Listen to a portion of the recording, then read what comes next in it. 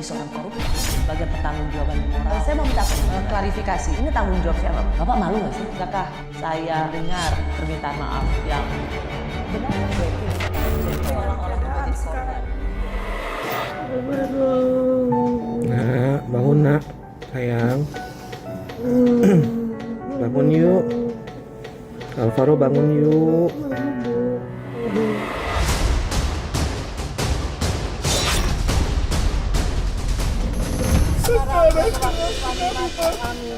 Salam Maria, penuh rahmat Tuhan sama dia Bunda.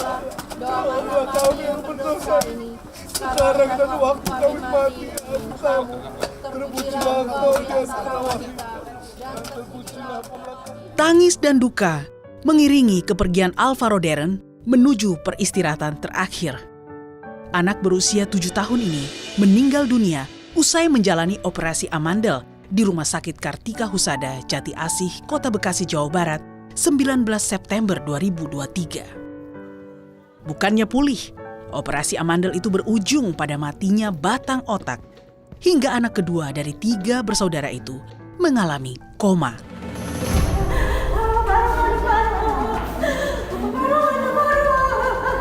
Tepat 13 hari terbaring di ruang ICU, Benedictus Alvaro Darren dinyatakan meninggal dunia pada Senin 2 Oktober.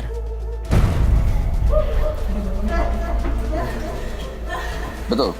Jadi pada dari tanggal 19 itu masuk, ya kan? Kemudian anak saya mengalami henti napas, henti jantung, sempat mengalami kejang juga. Ya akhirnya ditidurkan lagi sama pihak rumah sakit melalui dokter anestesi. Waktu itu ditidurkan lagi dengan diberi obat bius lagi yang untuk menghilangkan kejang-kejangnya. Dari pihak dokter memberikan obat bius sebagai penenangnya. Seakan menolak disalahkan, pihak Rumah Sakit Kartika Husada Jati Asih membantah terjadi malpraktik. Sang pemilik rumah sakit bahkan mengklaim jika proses operasi Alvaro Darren sudah sesuai standar prosedur. Sampai resiko kematian selalu disebutkan karena itu kan sudah termasuk operasi sedang ya, bukan operasi sedang. Ada dan sebelum dilakukan operasi kan sudah diberitahu. Iya, artinya sudah ada risiko itu. Ya sudah ada risiko itu dan kita nggak tahu ya, badan masing-masing orang itu kan berbeda. Ini semuanya tidak ada kesengajaan pastinya dan prosedur operasi semuanya insya Allah sudah sesuai SOP. Tapi kita tidak tahu di sini ada tanda tanya besar ya. Qadarullah. Merasa tak ada bentuk pertanggungjawaban yang serius atas kematian putranya, keluarga pun membawa kasus operasi amandel berujung maut ini ke ranah hukum. Saya meminta kehadiran kami. Ini sudah jam berapa? Ini sudah jam berapa? Kan kita permintaannya sampai di itu dibuka di depan kita. 8 orang dilaporkan, mulai dari dokter anestesi, THT, spesialis anak, dan direktur rumah sakit atas dugaan kelalaian. Klarifikasi terhadap pelapor dalam hal ini adalah kuasa hukum dari keluarga korban, juga 3 orang saksi lainnya, termasuk bapak dan ibu korban. Sudah 8 orang terlapor dalam laporan polisi dari dugaan tindak pidana terjadi yang dilaporkan oleh kuasa hukum dari keluarga korban.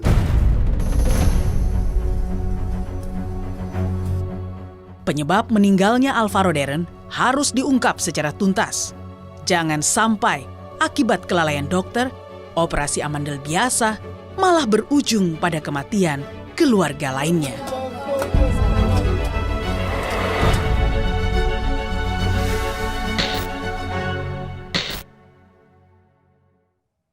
Saya sudah bersama dengan orang tua dari Benedictus Alvaro Darren yang meninggal karena matinya batang otak setelah operasi amandel di Rumah Sakit Kartika Husada. Ia adalah Bapak Albert Francis dan Ibu Delima Sinaga. Pak Albert, terima kasih. Ibu Delima, terima kasih sudah datang ke Rosi. Sebelumnya saya dan Kompas TV turut berbela sungkawa sedalam-dalamnya atas kehilangan putra Anda, Darren. Terima kasih. Saya tahu ini bukan sebuah pengalaman yang mudah untuk diceritakan, namun Anda tetap mau meluangkan waktu menceritakan apa yang terjadi, karena semoga ini juga bagian dari pembelajaran para orang tua dan juga rumah sakit dan para dokter di Indonesia. Saya tahu Pak Albert sedang tidak ada di Jakarta waktu itu. Betul. Jadi yang mengantarkan Darren adalah Ibu Delima. Bu Delima ceritakan seperti apa awalnya, Bu? Kan kronologisnya dari awal ke puskesmas. Memang anak saya ini awalnya mengeluh batuk pilek gitu ya. Setelah seminggu gitu, batuk pilek ada juga di telinga. Saya dikasih obat. Setelah seminggu itu nggak sembuh-sembuh. Nah malah ke kayak nyeri gitu ya. Akhirnya saya balik lagi ke puskesmas Jatiluhur untuk minta surat rujukan. Saya meminta dokter untuk mencarikan rumah sakit terdekat dari Jatiluhur itu gitu kan. Yang pada saat itu memang ada jamnya untuk THT gitulah ya istilahnya. Nah ketemulah tuh Kartika setelah saya telusuri mapnya dan lain, oh ya benar dekat gitu kan. Nah, jadi Bu langsung ke rumah sakit langsung ke rumah sakit Kartika Husada. Nah kita langsung ke sana bawa anak ini duanya naik motor. Terus sampai di sana tuh 2:30 karena kan jam 1 sampai jam 3 ya polinya. Prakteknya. Jadi sampai di sana itu kita udah was-wasan, aduh gimana ini ya. Masih sempat nggak ya ketemu sama dokternya kan gitu. Dokter THT ya? Iya dokter THT-nya. Terus saya samperin tuh FO-nya. Mbak saya ini kan datang barusan dapat surat rujukan. Bisa nggak ya masih gitu kan. Pastikan dulu deh. Yang penting saya kan udah nyampe nih. Maksud saya ya dapat pertolongan pertama dulu dah gitu kan. Memang susternya nelpon ke dokter yang saya lihat gitu. Maaf Ibu jam 3 pas itu dokternya ada tindakan gitu kan. Terus biasanya juga 2:30 itu udah nggak terima lagi yang namanya daftar gitu berobat atau apa. Oh, jadinya gimana dong? Saya bilang nggak apa-apa deh habis tindakan juga nggak apa-apa. Saya bilang gini aja Bu, Ibu datang lagi besok. Daftar dari sekarang aja gitu. Tapi nanti datangnya saya jam-jam segini juga gimana? Nggak apa-apa Ibu gitu kan. Yang penting udah daftarin maksudnya. Betul. Ya. Kenapa Ibu hanya bisa datang jam-jam segitu? Karena maksud saya biar nggak mengganggu jam pelajaran anak-anak. Pulang jam 1 kan. Supaya mereka masih bisa sekolah Betul, dulu. iya pulang jam 1 memastikan dia udah makan dulu baru ke sana ya kan. Ya udah kita ke sana besoknya ketemu dokter THT-nya. Itu tanggal 19 September ya? 7. Oh 7 September, oke. Iya, tanggal 7 dah. Sampai di ruang THT-nya itu kan diperiksa tuh, di scan gitu ya semuanya. Ternyata sudah komplikasi dua-duanya. Penyebabnya itu ya amandel. Amandel yang mengakibatkan batuk pilek terjadi. Kemudian ngefek ke telinga sehingga gendang telinganya itu udah mulai robek, bocor gitu. Oke. Jadi 7 September diperiksa, dokter THT bilang ini sudah komplikasi. Karena gejalanya Ibu bawa ke dokter batuk pilek ya. Lalu dibilang ada konsekuensi gendang telinga. Iya. Jadi nyerinya itu memang diakibatkan ya itu tadi. Jadi dokter menjelaskan secara apa ya, saya bilang melingkar gitulah ya. Mulai dari amandel, dia kan bernapas susah ya dari hidung. Bahkan tertidur itu di tengah malam tuh bisa sampai duduk gitu, baru mencari posisi yang nyaman sehingga dia bisa tidur lagi. Iya, ngefeknya itu di sekolah hampir setiap hari ketiduran. Dicuci wajahnya, disuruh lari-lari dan berbagai macam dibuat Karena gurunya. kurang tidur malam betul, kurangnya oksigen masuk ke otak lah istilahnya kan. Jadi efeknya ngantuk di sekolah. Nah, kemudian si dokter menjelaskan, iya jadinya anak ini kan dari mulut nafasnya. Kalau di mulut kan nggak ada saringan, beda sama hidung. Jadi kalau dari mulut dia menghirup udara, alhasil sirkulasi udara, bakteri semua masuk. Amandelnya banyak bakteri nih, ya kan? Kalau banyak bakterinya di amandel itu mengakibatkan hidung jadi meler gitu ya, ingus-ingusan, batuk dan lain sebagainya. Nah kalau masih dibiarkan itu amandel, bakteri tidak akan bisa hilang gitu. Jadi singkatnya harus operasi amandel. Iya. Dan pada waktu itu sebagai seorang ibu, seorang ayah merasa bahwa nggak ada sesuatu yang mengkhawatirkan ya. Khawatirkan, betul. Betul. Karena bagi banyak anak operasi amandel itu ya biasa. Biasa, benar. Jadi saya juga shock, wah anak-anak sekecil ini kok udah dioperasi gitu ya. Apalagi bagian ini, itu kan pernapasan gitu mikirnya saya. Saya bilang, dok ini parah nggak sih gitu kan. Kalau nggak diangkat gimana ya dok? Gitu. Ya kalau nggak diangkat ya gitu-gitu aja. Nanti ibu berobat, kambuh lagi. Sorry Bu, operasi amandel buat ibu tuh cukup mengejutkan ya? Bukan mengejutkan. Oke. Bukan sesuatu ya operasi amandel. Saya nggak tahu itu. Bagi Pak Albert beda. Memang waktu itu, karena pemikiran kita, banyak kok operasi amandel setengah hari selesai. Ya kan, setengah hari udah boleh pulang. Gitu. Ya. Dan nggak ada yang pernah saya dengar sampai resikonya sampai ke sana gitu, sampai ke kematian ataupun ke koma begitu. Nah, tapi ibu malah merasa harus operasi gitu. Tapi dokter insist atau bersikeras ini adalah jalan satu-satunya, harus operasi amandel. Jadi kan ibaratnya apa sih yang menguatkan saya biar itu tujuan apanya pilihannya. Jadi dokter bilang ya kalau nggak diangkat ya gini-gini terus nanti penyakitnya. Ibu bawa berobat, seminggu kemudian kambuh lagi, ibu kan kasihan dedeknya dikasih obat terus. Masuk akal. Ya, jadi kapan operasinya? 19 ya operasinya, operasi amandel. Operasi amandelnya 19. Dari THT itu saya dikasih obat dulu nih selama seminggu. Seminggu kemudian balik lagi kontrol kan. Nah, memang sehari sebelum kontrol itu udah sembuh. Memang betul batuk pilek lagi. Iya juga ya. Gitu kan. Jadi saya jelaskan lagi, dok ini obatnya kemarin udah bagus, udah sembuh. Ini kambuh lagi. Nah iya bu, benar kan.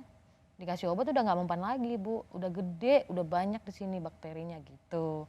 Oh ya udahlah, gimana mau operasi nggak gitu kan? Ya udahlah dok, nggak apa-apa. Terus kapan gitu kan? Saya pikir-pikir, hitung hari, oke di hari Selasa deh gitu. Mau 1 atau 2? Saya hitung-hitung lagi waktu saya dan lain sebagainya. Berdua gimana? Dengan kakaknya nih ya, kakak Darren. Kalau berdua gimana? Ya itu tergantung ibu, gitu kan.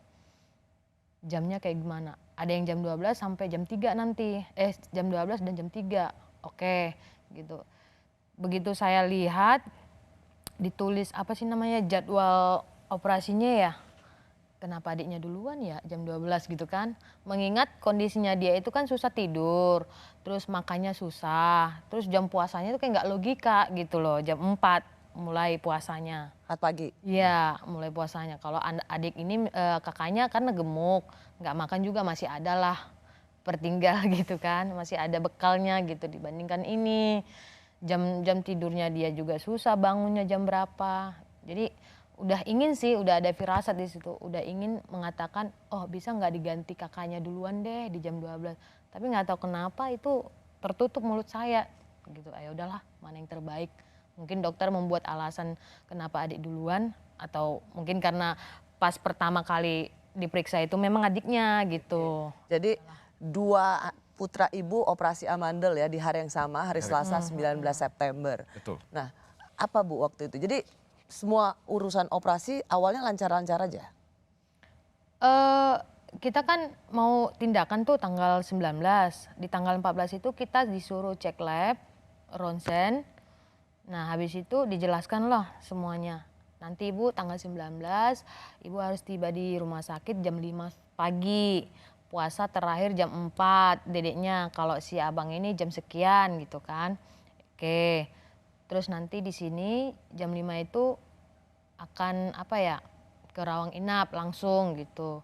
Tapi sebelumnya ambil cek dulu, ambil hasilnya, swab antigen, habis itu ke FO ngelapor minta ini semua prosedur udah dijalankan. Kalau kita masuk ke tanggal 19 setelah operasi itu apa yang terjadi Bu Delima? Setelah operasi, nah itu dia kan janggal tuh ya saya rasa. Jam 12 udah saya mandikan mereka berdua. Jam 12 udah selesai, udah dipasang infus. Saya lihat-lihat dan jam 12 lewat. Mandi kali saya gitu kan. 5 menit kelar lah ini gitu. Mungkin pada saat di kamar mandi ini anak udah dibawa tanpa saya. Oh, ibu tuh lagi di kamar mandi? Jadi kamar mandinya itu dari tempat tidur dengan kamar mandi itu 2 meter doang. Gitu. Mungkin kalau teriak juga, mama masih ada dia, saya bawa dedeknya, mungkin gitu masih kedengaran gitu seandainya karena deketnya, tapi nggak ada aba-aba itu kan. Sebentar Bu Delima, jadi pada saat operasi itu ibu sudah nunggu-nunggu, ini kapan nih mau Betul, dibawa ke kamar betul. operasi, tapi tidak ada yang Karena datang. belum ada. Ibu ke kamar mandi, mandi. Disitulah Darren diambil untuk dipindahin dioperasi ke Amandel. operasi. Tanpa ibu ketahui? Tanpa, saya taunya, lah mana adek, udah dibawa sama susternya Mi, gitu sama abangnya kan. Saya bergegas, sisiran dan lain sebagainya, lari-lari itu posisinya saya nggak tahu di mana ruang operasi, jadi mencari masih gitu. Duh, kemana nih? Sus di mana ya ruang operasi, kan nanya-nanya tuh. Turun ke lift, lantai 2, ke kiri ICU, ke kanan ruang apaan ya? Lurus apa gitu, ya udahlah memberanikan lah yang mana ruangan tertutup saya tanyain. Bener, ibu ada di sini dibawa anak tadi namanya. Oh ada, udah masuk ruang operasi, ditunggu aja Bu di luar. Enggak, maksud saya mau gitu kan. Nah, iya nanti dipanggil lagi ibu gitu. Saya mikir ya saya mengikuti kan, nunggu di luar. Mikir saya kan akan dipanggil lagi nanti sebelum tindakan gitu. Mungkin ya karena selama ini saya udah 3 kali mengalami operasi gitu, ada istilahnya doa, support dari pihak-pihak Namanya kita anak gitu kecil yang kan. mau dioperasi. Iya Ibu benar. harus tahu lah. Nah ternyata di samping saya ini dikasih tanda tangan, ya udahlah udah panik kan. Mungkin ini tanda tangan surat ini apa tindakan. Persetujuan operasi sebenarnya. Persetujuan operasi mungkin itu gitu kan. Saya tunggu kurang lebih setengah jam, saya dipanggil lagi. Ternyata anak saya udah selesai ditindak. Bertemu dengan dokter THT menjelaskan bahwasanya dia sudah melakukan bedah amandel. Ada 2 tindakan yang diambil, yaitu amandel yang di hidung namanya adenoid. Terus amandel yang di sini. Saya kaget, lah kok 2-2 ya dok? Lah kan saya udah jelaskan. Ini sebenarnya di hidung udah ada Bu, bisa diangkat sekalian nanti gitu. Walah, itu nggak berbahaya gitu kan. Enggak kok, cuman sek gitu doang. Oh oke lah gitu. Setelah penjelasannya selesai, saya disodorin ke menghampiri anak, di mana saat itu ada dokter anestesi. Saya melihat beliau cek cross check gitu, memastikan anak ini baik-baik atau apa gitu kan. Tapi yang saya lihat memang agak janggal sih.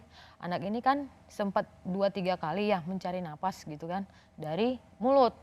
Bunyinya masih sama kayak sebelum operasi gitu. Yang biasanya ya gitu kan sampai 3 kali tuh. Tidak ada yang berubah ya maksudnya setelah lah kok operasi masih aja gitu kan, kok masih aja ada bunyi itu gitu. Terus dokternya anestesi ini menutup rapat bibirnya. Posisi bantal memang selimut dilipat di sini, mungkin untuk RW-nya kan. Dia menutup ininya 2-3 kali masih berupaya bernapas dari hidung. Mungkin lama-lama lemes dia kan. Oh si dokter anestesi menutup bibirnya Alvaro nih. Membiarkan dia bernapas dari hidung. Memang saat itu nggak ada ini, cuma di sininya doang tuh oksigen. Saya bingung, ini kan anak kan susah bernapas ya dari mulut, dari hidung, dari mulut malah. Tapi ya juga sih dari mulut kan udah dalam keadaan terluka. Terus gimana ya, apa masih cukup kan, itu ya bertanya saya di hari-hari. Cuman saya nggak berani mengatur dokter gitu. Dok bisa nggak masang ini, kasihlah oksigen yang maksimal gitu kan. Jangan dicopotin dulu. Udah mau ngomong gitu, cuman saya mikir dokter lebih profesional. Saya diem, saya posisi pasrah lah, pasrah gitu. Nah udah dipastikan semuanya aman. Anak ini juga tenang. Dokter bilang, ibu ini menunggu anak sadar. Kalau dia udah sadar, mungkin batuk, tolong dielus-elus ya supaya tidak ada pendarahan. Ya udah, saya ditinggal dengan beberapa suster yang notabene-nya 1,5 meter tuh mejanya dari saya. Saya lihat dia, saya foto-fotoin. Nih kondisi anak, WA ke keluarga ya. Oke, tunggu ini. Saya lihat monitornya kok lurus gitu ya, hilang angkanya. Terus saya pastikan lagi ke perutnya, apakah dia bernapas dengan baik gitu. Kayak di film-film katanya kalau lurus udah darurat itu kan. Saya lihat nggak ada, tapi kok hilang angkanya, garis lurus lagi gitu kan. Tiba-tiba ada itu 10 menit itu, datang dokternya entah dari mana nggak tahu. Susternya sibuk dengan data-data mereka sambil cerita dan lain sebagainya. Kok nggak ada yang memperhatikan anak saya ya? Kondisi es batu yang di hand glove medis itu dibuat di sini. Itu bukan ngompres namanya itu, kalau menurut saya. Kalau ngompres kan dia di sini dong gitu ya. Itu pun tidak es batu yang secara membeku, harusnya es batu yang mencair supaya dia mengikuti lenturan leher itu loh yang tapi ya udahlah, udah lebih pintar mungkin orang itu kan gitu. Saya perlihatkan nggak ada ini, dokter anestesinya datang mencek semuanya. Saya curiga, dicek matanya, dicek nadinya, dicek hidungnya, mulutnya, kakinya, jantungnya semua. Ada apa ya dok? Saya bilang kan. Dia belum bisa menjawab, masih lanjut dengan ininya diganti-ganti. Dengan ini mengganti memang adalah perubahan dari situnya. Tapi bunyi dari apa itu nggak ada tit gitu. Pelan, terus nggak ada perbedaan bunyinya gitu. Nggak kayak urgent gitu nggak. Diganti semuanya, habis itu digini-giniin. Kenapa dok? Oh ya maaf bu, saya coba normalkan dulu jantungnya ya gitu. Dia panggil suster-susternya, sus ambilkan dulu ini gitu kan. Langsung bergegas susternya ngambil barang nih semua, pompa apa segala macam. Saya langsung bergegas dong, ada apa ini dok gitu Udah kan. langsung merasa cemas juga ya? Cemas, sambil kenapa ingin jadinya menangis begini? gitu. Ada apa dok, saya gitu.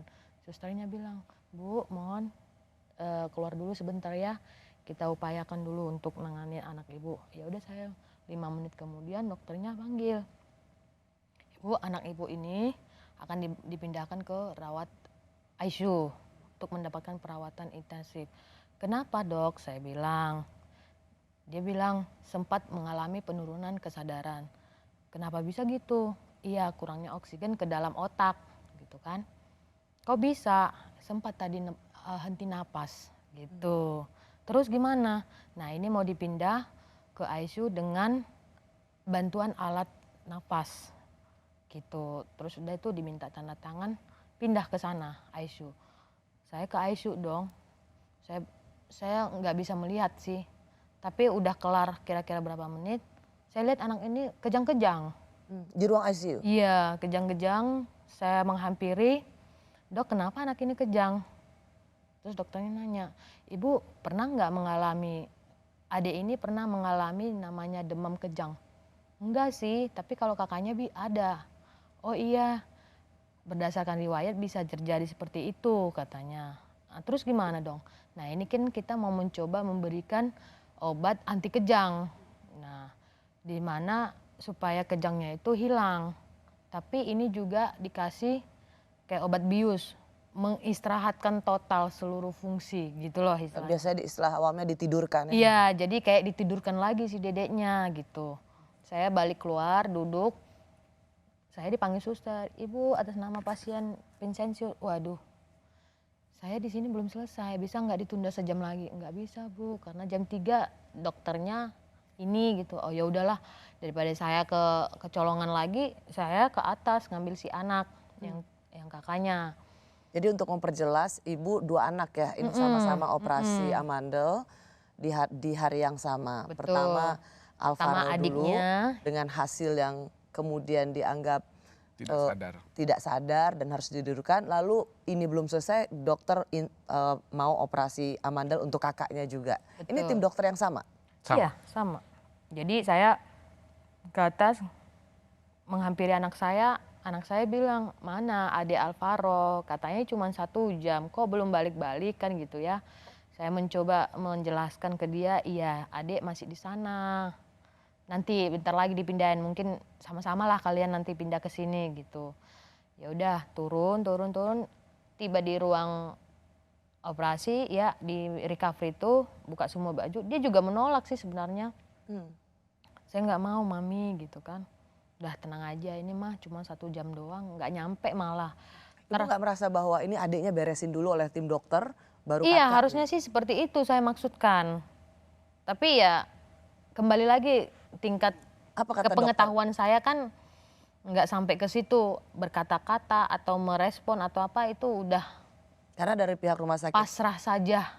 Dan karena dari pihak rumah sakit juga bilang, oh hanya punya waktu saat Betul, ini kan. betul. Bahkan kan saya minta tolong bisa nggak ini ditunda sejam saja untuk saya bisa memastikan anak saya ini baik-baik saja gitu kan.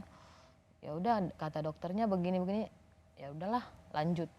Nah di sana dia gelisah, dia menangis, dia menolak, berontak. Saya pastikan dia aman lah ya. Doa, nyemangatin dia, senyumin dia.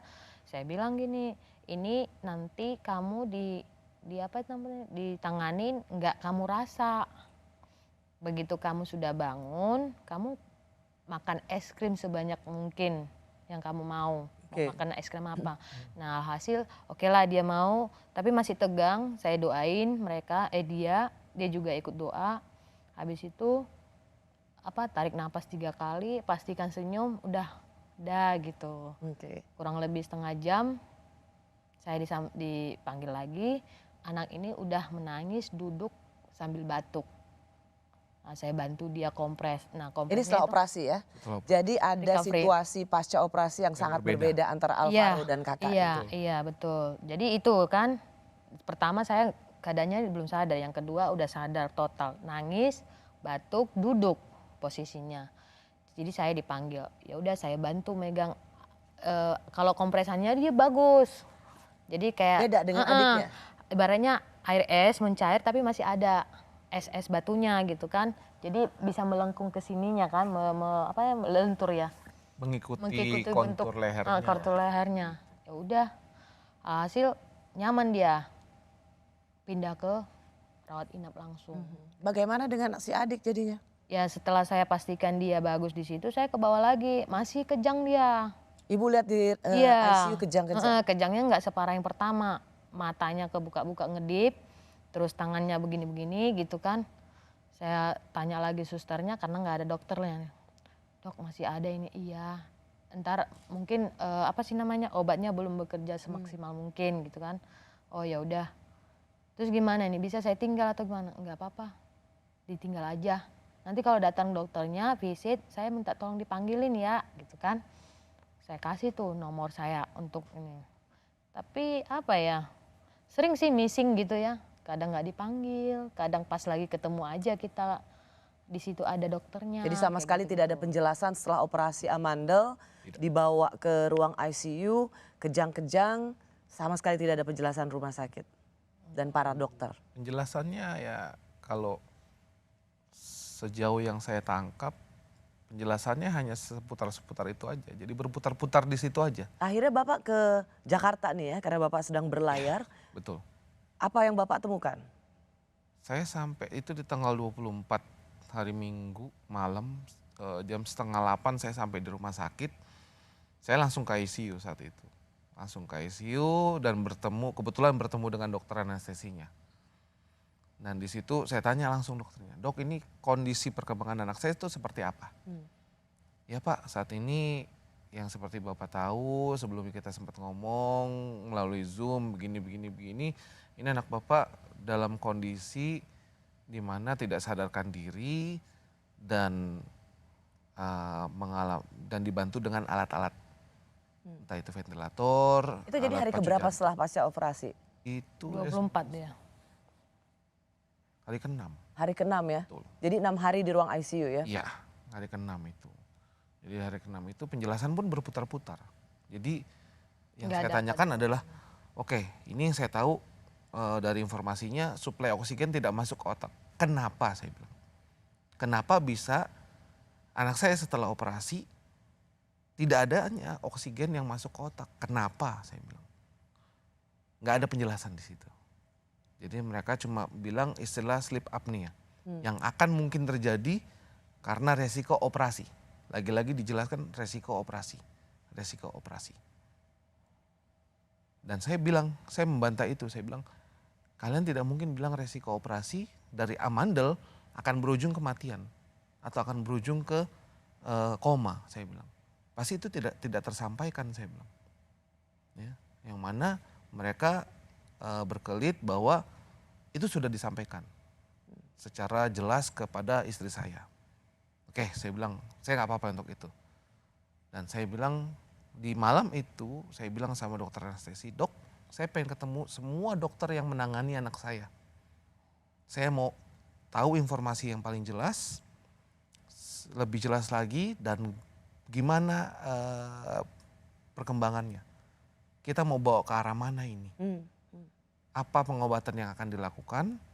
Ya kan? Apa perencanaan dari tim dokter?" Hampir 1 minggu itu kan artinya sama sekali tidak ada penjelasan dari rumah sakit, dari para dokter tentang apa yang terjadi. Kenapa setelah operasi amandel ada seorang anak bisa tidak sadarkan diri selama 6 hari. Betul.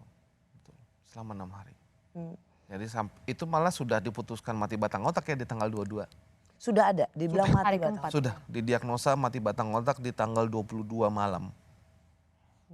Dari dokter sarafnya. Apakah informasi yang diberikan itu memang secara bagian dari penjelasan dokter atau setelah Pak Albert kejar-kejar atau pihak keluarga kejar-kejar nanyain dokternya apa yang terjadi pada anak saya? Itu memang dari penjelasan dokter. Karena pada saat itu mereka melihat respon anak saya terhadap rangsangan itu tidak ada sama sekali. Kok Baik bisa itu dari motorik. operasi amandel bisa mati batang otak? Oke, jadi kalau dari apa yang saya gali, apa yang saya cari informasi dari beberapa ini, ya memang ada kemungkinan kalau misalkan suplai oksigen itu dalam waktu 10 menit, oksigen yang masuk ke dalam tubuh manusia itu berkurang drastis, akan memungkinkan terjadinya mati batang otak.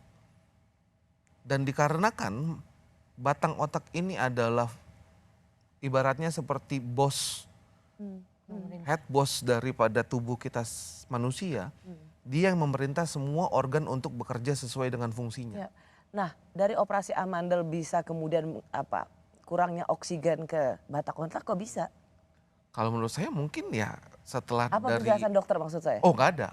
Sudah melakukan Nggak ada. sesuai SOP. Dari mereka saya pun bertanya karena kenapa anak saya cuma dipasang di nasal, pakai oksigen yang nasal, yang hidung. Mereka bilang ini sudah sesuai prosedurnya Pak. Kenapa nggak pakai yang sungkup? Kenapa nggak pakai yang di mulut dan hidung? Oh itu memang tidak pengaruh. Mereka bilangnya cuma seperti itu. Itu tidak pengaruh Pak, mau kita pasang yang sungkup begitu ataupun yang nasal itu sama. Apakah ada pengaruh dari tekanannya saya bilang. Oh enggak Pak, nggak pengaruh, itu nggak pengaruh kok. Mereka selalu bilang seperti itu.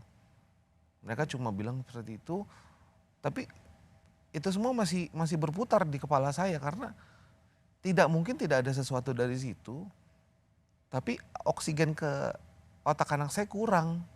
Pasti ada tekanan yang berkurang di situ. Ataupun suplai oksigen yang mereka masukkan karena kondisi anak saya tidak sadar. Ya nggak mungkin dong suplai oksigennya. Ke otak berkurang. Kalau ke otak berkurang, Kalau tidak ada. Sesuatu yang dilakukan atau diberikan pada saat operasi. Atau setelah operasi. Atau setelah operasi, betul. Karena kan ada proses pemindahan daripada ruang operasi ke ruang recovery. Apakah di situ terjadi tekanan oksigennya berkurang drastis atau bagaimana? Dan itu tidak. Apalagi penjelasan yang Bapak terima. Berapa lama akhirnya Alvaro di ICU? Totalnya 13 hari ya. 13 hari. Sampai dinyatakan meninggalnya. Gitu. Dan penjelasan sejauh ini memang akhirnya mereka mulai terbuka setelah hari ke-8 waktu itu. Terbuka dalam arti apa? Terbuka dalam artian mereka akan memanggil kita untuk pada saat mereka harus memeriksa pasien ini, anak saya ini. Kalau sebelum hari ke-8 itu mereka tidak memanggil kita. Jadi setelah operasi amandel 1 minggu di ICU, pihak rumah sakit Kartika Husada ini para dokter sama sekali tidak punya inisiatif untuk menjelaskan apa yang terjadi. Tidak. Kalau tidak pada saat kita memang papasan kita lagi mau menengok anak kita, dokternya ada di situ, itu baru dijelaskan. Tapi kalau kitanya tidak ada, itu mereka nggak manggil. Padahal dari awal anak kita masuk di ICU itu, istri saya sudah meninggalkan nomor telepon, nomor handphone untuk dihubungi. Dan itu pun dari mereka juga, Bu minta nomor handphonenya lah biar kita bisa hubungi kalau memang ada dokter yang visit. Yang kita tahu kan memang di ruang rawat inap pun karena dokter visit kan memang pas ada keluarga pasiennya di situ. Kalau ICU kan memang tidak boleh ditunggu di dalam. Iya. Nah, sebenarnya juga dari awal sudah sangat aneh dan tidak profesional. Betul. Ketika Alvaro dibawa ke kamar operasi, ibunya padahal di kamar mandi, alih-alih menunggu ibunya keluar atau memanggil ibunya, main langsung dibawa ke kamar operasi tanpa di persetujuan orang tua, dibawa oleh ibunya yang ada di situ. Itu sebenarnya tindakan yang sangat tidak profesional yang dilakukan oleh para dokter dan Rumah Sakit Kartika Husada. Langsung sudah bilang matinya. Tanggal 22 itu didiagnosa dia langsung mati batang otak. Terus bisa apa mereka? Hanya pemberian obat-obatan dan observasi. Sampai benar-benar, karena tanggal 24 itu saya udah di sana, saya semakin mendesak pihak dokter.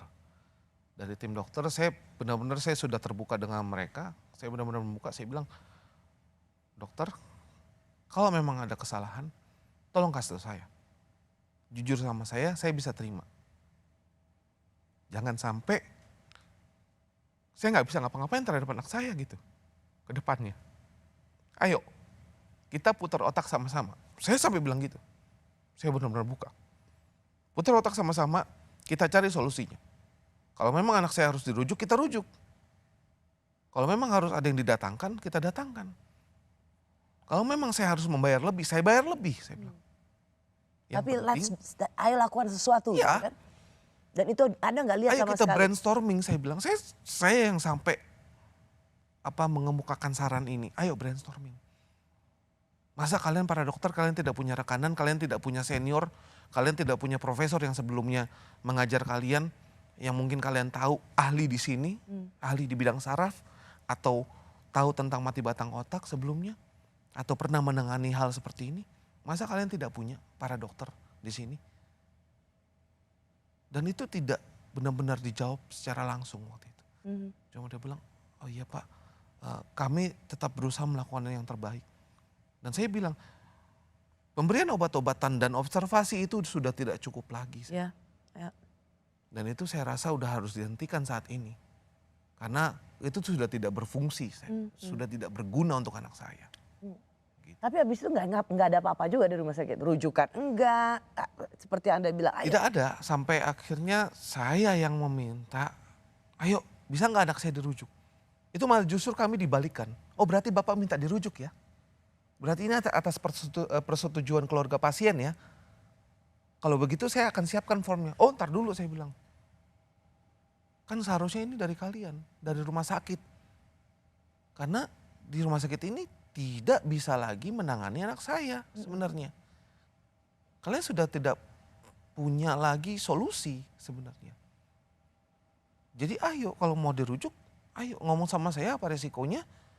Saya bisa pikirkan itu. Tapi jangan dibalikin ke keluarga. Jangan dibalikin ke pasien, keluarga. nanti Dan mereka selalu mau lempar tanggung jawab. Betul, dan selalu sedikit-sedikit apapun yang kita minta, sedikit-sedikit mereka selalu bilang, kita rapat manajemen dulu ya Pak. Kita rapat koordinasi dulu ya Pak. Bahkan untuk meminta tim dokter memberikan informasi sejelas-jelasnya ke saya, waktu itu membutuhkan waktu cukup lama. 1,5 hari untuk saya akhirnya bisa ketemu sama tim dokter anak saya.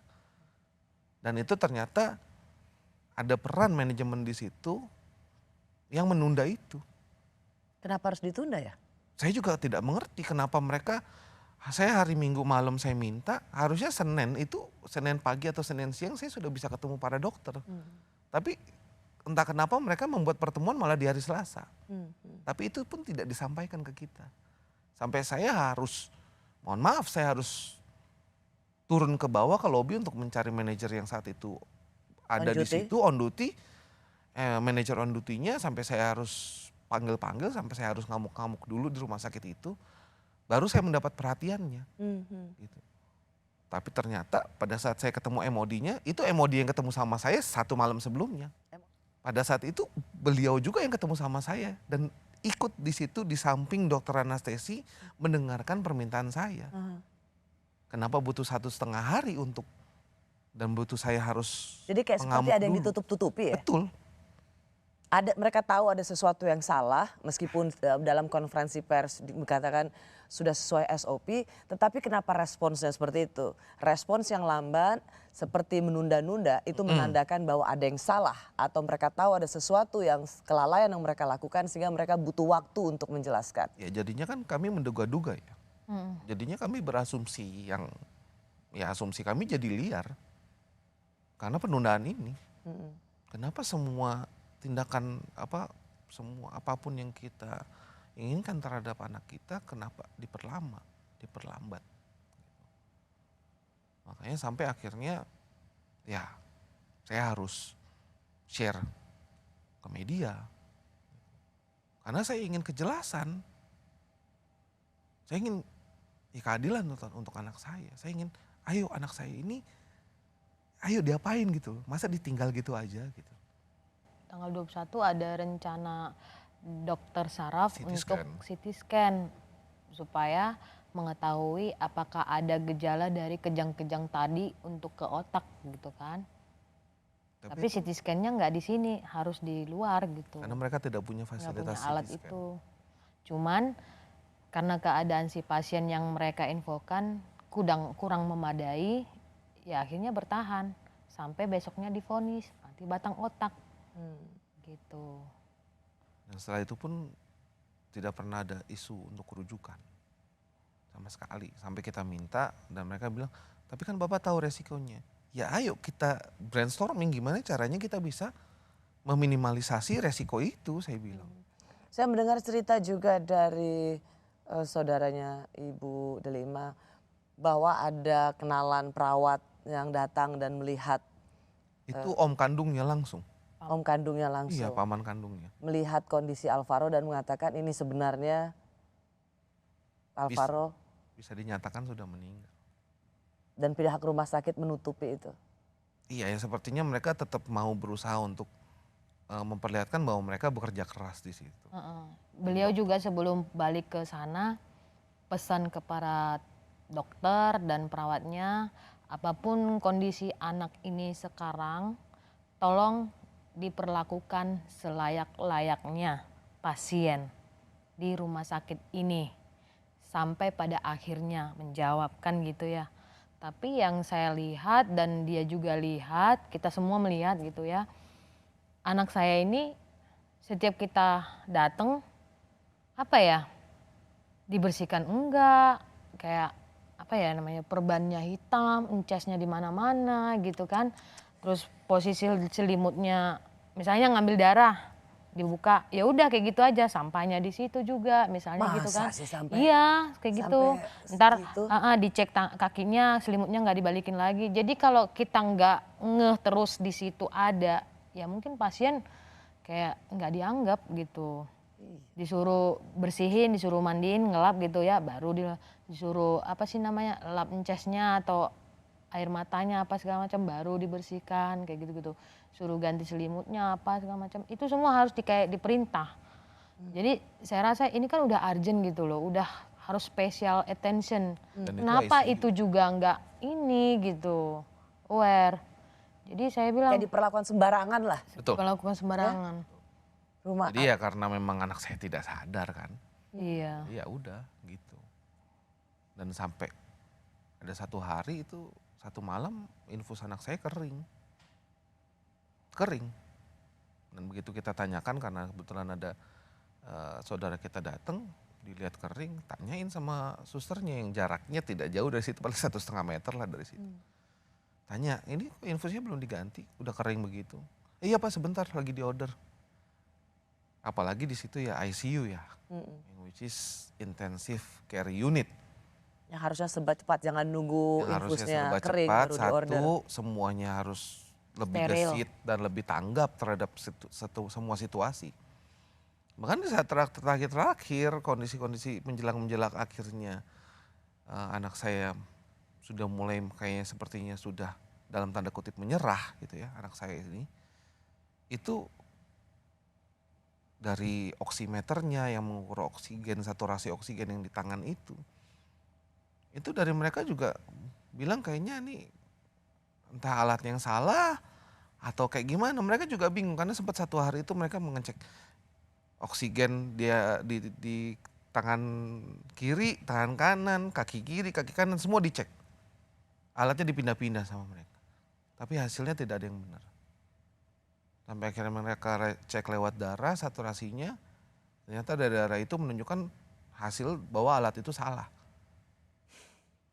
Gitu. Saya nggak tahu mungkin kalibrasiannya atau apa, itu bukan dalam ahlinya saya gitu kan. Gitu. Tapi ya dokternya sendiri terlihat bingung waktu itu. Oke. Bagaimana, apa yang Bapak saksikan pada Alvaro detik-detik terakhir, Pak? Detik-detik terakhirnya ya saya memang saat itu kira-kira jam 5-an itu saya ada di luar ruang ICU itu memang. Jadi sedang ada kunjungan, ada yang mengunjungi, saya sedang berbincang-bincang di situ. Kemudian kira-kira hampir jam 6 itu saya dipanggil sama Sore. salah satu suster, 6 sore. Saya dipanggil sama satu suster. Pak, tolong keluarga Alvaro dimohon ke dalam ruang ICU. Oh ya baik, saya bilang. Saya belum masuk, benar-benar masuk, saya baru sampai di pintunya. Itu saya sudah kaget. Karena saya sudah melihat dokter anestesinya sedang melakukan resusitasi jantung atau pompa jantung saat itu secara manual. Secara manual? Secara manual. Di ruang ICU? Di ruang ICU secara manual. Dan itu bukan pakai alat? Bukan pakai alat. Ada 4 orang perawat, 1 dokter jaga dan 1 dokter anestesi, 6 orang yang berganti-gantian memompa jantung anak saya. Anak saya cuma 20 kilo dengan tubuh yang sangat kurus. Bahkan di saat itu sudah kurus sekali. Makin kurus. Karena nggak makan kan. Terlihat ringkihnya seperti apa sebenarnya. Dan itu dipompa sekuat-kuatnya. Memang saya tahu karena saya tuh punya saya juga punya first aid certificate, ya kan, karena saya bekerja di kapal pesiar dan di hotel waktu itu. Saya punya first aid certificate, jadi saya tahu bagaimana cara untuk pertolongan pertama itu, resusitasi jantung itu sendiri. Oke, memang itu sudah sesuai dengan prosedurnya. Tapi setahu saya kalau memang itu sudah terlalu lama, itu harus kita pakai alat kejut. Jangan dipaksa terus Jangan secara dipaksa, manual. karena juga ada tulang dada yang akan bisa terdampak dari situlah efeknya. Apalagi Alvaro badannya kecil begitu. Iya, dan itu pada saat akhirnya salah satu saudara kita datang, pada saat itu lagi membawa Romo memang untuk ada suatu tindakan kerohanian, perminyakan yang akan dilakukan. Sakramen perminyakan. Iya, ternyata dia melihat kok nggak pakai alat kejut. Baru dia tanya, ini mana alat kejutnya, kok kalian rumah sakit kalian tidak punya alat kejut. Baru alat kejutnya dibawa, tapi cuma diletakkan di dekat situ. Yang benar, tidak dipakai. Pak. Betul, saya lihat kok alat kejutnya ada, saya lihat. Jadi dipakai terus, jadi mereka masih pacu jantung secara manual begitu lama untuk anak kecil yang tubuhnya sangat ringkih. Ditanya soal alat kejut, baru kemudian diambil, tapi cuma ditaruh aja. Ya. Terus mereka tetap dengan? Tetap, karena sepertinya mereka tetap mungkin dengan manual pacu jantung? Betul. Yang benar. Sampai akhirnya didesak sama pihak keluarga kita bahwa ini gimana? Ayo diputuskan, jangan ditunda. Karena kan penundaan jam kematian juga tidak boleh. Ya kan, kalau memang anak ini sudah meninggal, tolong nyatakan meninggal. Jangan kalian diam aja. Itu pun mereka sempat terdiam. Nggak melihat jam. Karena pada saat anak saya seperti itu direktur utama juga udah datang. Direktur utama datang dari rumah sakit itu. Kepala perawatnya juga ada di situ. Manajer operasional juga ada di situ. Nah, saat itu jadi justru keluarga yang menanyakan ya, ayo nyatakan. Ayo nyatakan. Jangan para dokter ini seolah menyembunyikan fakta bahwa anak ini sebenarnya sudah tidak ada. Itu juga saya yang bilang, ini jam berapa ya sus dok matinya? Jam berapa tadi matinya? Saya gituin. Baru lihat jam. Baru habis itu dokter anestesi bilang oke, jam 18.45. Oke, siap. Gitu. Jadi apa ya, saya juga kurang tahu apakah memang ini prosedurnya, memang inikah prosedurnya, ataukah ada kesalahan prosedur atau memang rumah sakit atau dokter-dokter di sana, tenaga medis di sana punya prosedur yang berbeda. Atau katakanlah kalau misalnya diharuskan melakukan sesuatu case per case gitu ya kan. Mungkin prosedur ini abaikan, tapi dia butuh ini gitu. Jadi Rasa itu lumrah ya. Atau mungkin mereka nggak melakukan itu sehingga ya patokannya ya prosedur tadi udah. meratakan. Sebelum masih di rumah sakit, sudah ada laporan ke polisi ya? Memang waktu itu tanggal 29 September ya? 29 September. 10 hari setelah operasi itu. Karena memang apa yang Pak Albert rasakan tuh tidak ada penjelasan, tidak ada transparansi tentang apa yang terjadi. Tindakan tidak ada juga. Dan tidak ada tindakan apapun dari pihak rumah sakit. Setelah itu berujung karena rekam medis dari anak kami tidak diperlihatkan. Bahkan untuk pada saat kami meminta rekam medisnya diperlihatkan itu tidak diperlihatkan. Fisiknya pun saya sampai saat ini saya tidak pernah melihat fisik daripada rekam medis anak saya. Resum medis memang sudah diberikan. Itu pun setelah kami minta. Setelah kami minta. Tapi rekam medis tidak diperlihatkan. Saat kita bicara ini tanggal kayaknya 12 Oktober. 12 Oktober. Dari meninggalkan rumah sakit tanggal berapa Pak? Tanggal 2. Tanggal 2. Hampir 2 minggu sama sekali tidak diberikan. Tidak diperlihatkan karena saya memang istilahnya resum medis memang setelah saya pelajari semuanya tentang rangkaian ini, resum medis kita memang diberikan. Resum medis itu untuk pasien. Dan setahu saya rekam medis ini memang fisiknya tidak boleh dibawa oleh pasien. Fisiknya itu milik rumah sakit. Tapi pasien dan keluarga pasien berhak melihat isinya. Dan itu sampai sekarang enggak ya? Tidak. Dan bahkan pada saat saya melihat resum medisnya, di resum medisnya tertulis suspek MBO atau suspek mati batang otak. Tapi di diagnosa tanggal 22, yang which is waktu itu terfoto oleh paman kandungnya yang mana perawat waktu itu.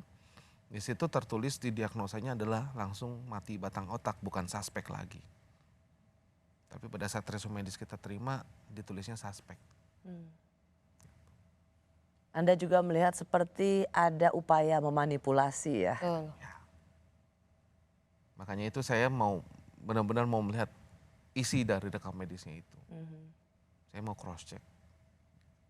Kalau Anda ingin terus melanjutkan ini di kepolisian, sebenarnya apa yang menjadi tujuan Anda Pak Albert? Tujuan saya sebenarnya nggak muluk-muluk ya. Apa yang kita minta dari awal itu adalah ayo jujur sama kita. Ada apa sih? Kalau memang kalian melakukan kesalahan, jujur sama saya bisa terima kok. Ya. Saya tidak memaafkan mereka atau saya dendam terhadap mereka, tidak. Saya mau agar ini tidak terjadi lagi sama anak-anak lain ataupun orang lain gitu.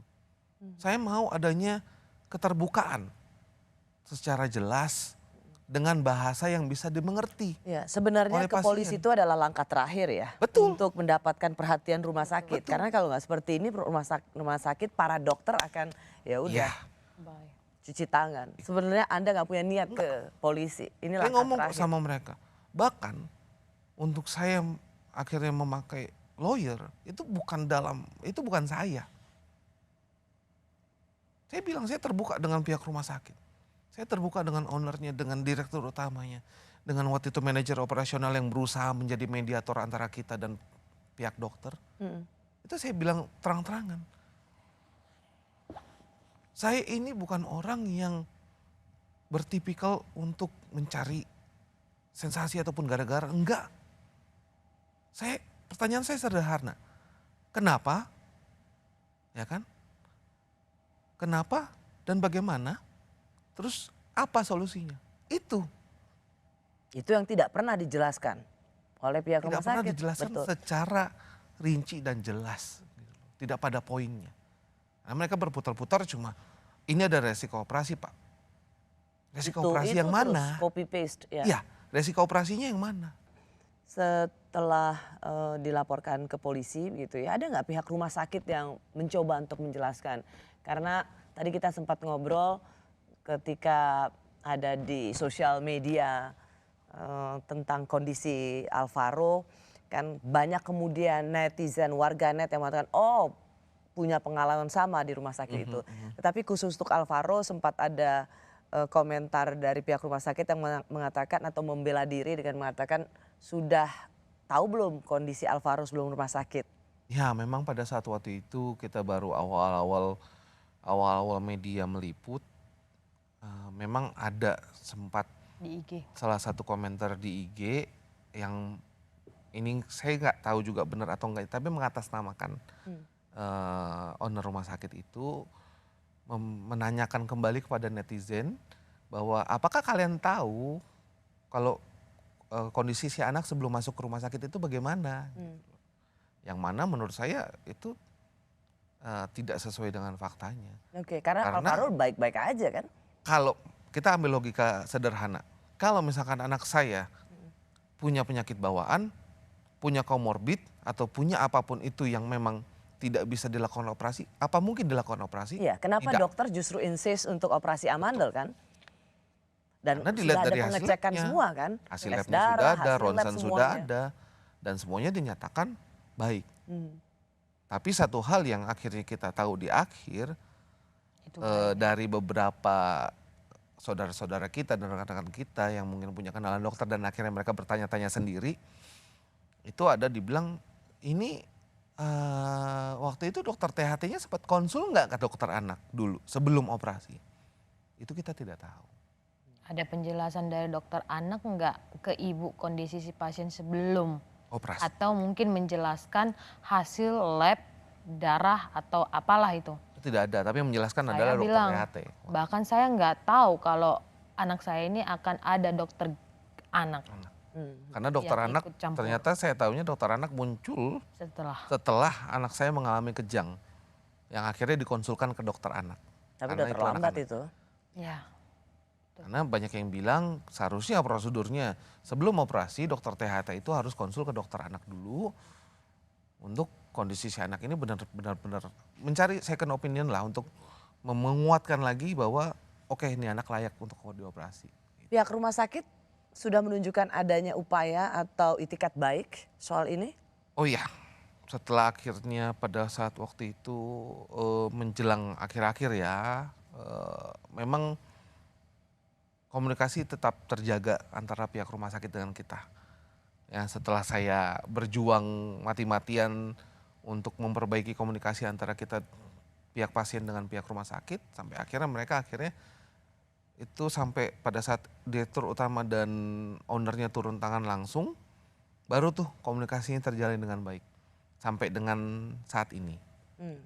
Jadi itikat baik sudah ditunjukkan pada saat Akhirnya ya? Ya akhirnya pada saat anak saya akhirnya dinyatakan meninggal, pada saat itu pihak rumah sakit cukup membantu kita dalam prosesi semuanya. Sebenarnya mereka ya mungkin ada beberapa oknum, saya bisa bilang begitu, yang menghalang-halangi ini. Sepertinya komunikasi mereka di dalam inti manajemen rumah sakit itu sendiri juga kurang baik. Ya. Para dokter sudah menjadi terlapor. Untuk laporan ke polisi ini, Bapak Ibu kan sudah dipanggil juga gitu. Ya. Anda berharap ujungnya apa tapi? Saya berharap ujungnya itu adalah adanya efek jera terhadap para dokter ya, dalam melakukan penindakan ataupun dalam menangani pasiennya. Bisa lebih berhati-hati lagi. Dan kalau menurut saya semua pekerjaan itu harus dilakukan dari hati. Menggunakan hati mereka. Tanpa hati mereka tidak akan melakukan pekerjaan ini dengan baik. Atau bisa berkonsentrasi terhadap pekerjaan mereka dengan baik. Ya. Ada pembelajaran tidak saja dari kepolisian tapi juga dari ID ya. Ya. Apakah Anda juga sempat udah dihubungi oleh ID begitu untuk klarifikasi, untuk menanyakan apa yang terjadi? Apakah memang ini ada kelalaian dari para dokter atau mungkin juga memang ini sebuah efek operasi? Dari ID ada? Sampai saat ini kami belum ada dihubungi, didatangi oleh pihak ID maupun Dinas Kesehatan Kota Bekasi sendiri. Tidak ada yang datang ke keluarga pasien untuk atau paling nggak ucapan belasungkawa itu belum ada. Cuma waktu itu pada saat saya sempat wawancara juga oleh Kompas TV, baru pada saat itulah ada Bapak Beni dari perwakilan dari ID waktu itu, dari Zoom itulah penyampaian belasungkawanya. Jadi kalau Tapi tidak ada tidak desakan secara dari langsung. media waktu itu sama sekali nggak ada perhatian? Tidak ada sama sekali. Gitu. Pak Albert dan Bu Delima, saya tahu bahwa ini bagaimanapun juga ya tidak akan dapat mengembalikan Alvaro. Betul. Tetapi paling tidak apa yang terjadi pada Alvaro ini betul-betul harus jadi pembelajaran bagi rumah sakit dan para dokter terutama. Jangan sampai menganggap remeh sebuah tindakan sekecil apapun itu. Saya juga berpesan bukan maksudnya kita sebagai pasien gitu, pelajaran lah ya untuk hal-hal yang seperti ini jangan dianggap sepele. Artinya kalau kita mau berobat itu ya harus cek dan cross check. Mungkin itu jangan percaya sama satu dokter, jangan percaya sama satu rumah sakit. Pilihlah atau cari informasi referensi-referensi yang terbaik. Misalnya 2 atau sampai 5 dokter, mana informasi yang lebih dipercaya ya udah gitu. Ya memang dengan situasi sekarang kasihan juga ya. Agak sulit. Masyarakat Indonesia ya harus terus mencari second opinion, third opinion, fourth opinion, kelima. Karena apa? Betul. Dengan seperti ini saya hanya takut orang jadi anak-anak jadi trauma dengan operasi amandel. Padahal ini mungkin hanya karena 1-2 inkompetensi dari dari para dokter dan tidak profesional dari rumah sakit itu.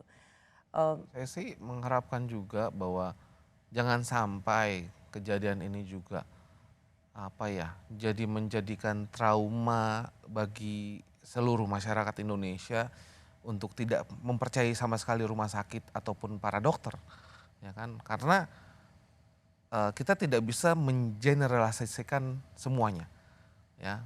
Masih ada kok dokter-dokter yang memang Hebat, kompeten dan memang bagus, ya, dan memang mereka melakukan pekerjaan dengan hati mereka. Itu masih ada, bukannya tidak ada, itu masih ada, ya. Saya nggak bisa pukul rata untuk itu. Tapi saya harap kita sebagai, kalau bisa saya bilang orang awam di dunia medis, mungkin ya kita bisa lebih menggunakan waktu kita juga untuk membaca beberapa istilah-istilah medis atau belajar tentang istilah-istilah medis yang sederhana-sederhana aja. Yang penting pada saat kita jelaskan kita bisa nyambung. Ya betul, memang banyak akhirnya masyarakat Indonesia dengan kondisi seperti ini mau bersusah untuk lebih cari pilihan-pilihan dokter yang bagaimanapun juga tidak hanya menguasai teknis tapi mampu menjelaskan dengan baik yang menenangkan dan mau jujur terhadap pasien dan kondisi pasien. Pak Albert dan Bu Delima, saya tahu Anda sangat tough, begitu kuat meskipun hati orang siapa yang tahu.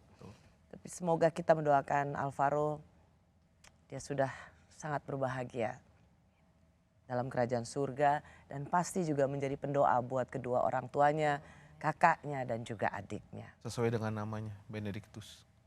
Yang which is dari Romo itu adalah berkat. Mudah-mudahan dengan Alvaro bisa memberikan berkat kepada semua orang. Amin.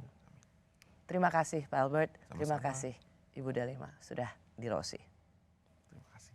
Saya Rosiana Silalahi, terima kasih sudah menyaksikan program Rosi. Tetaplah di Kompas TV, independen, terpercaya.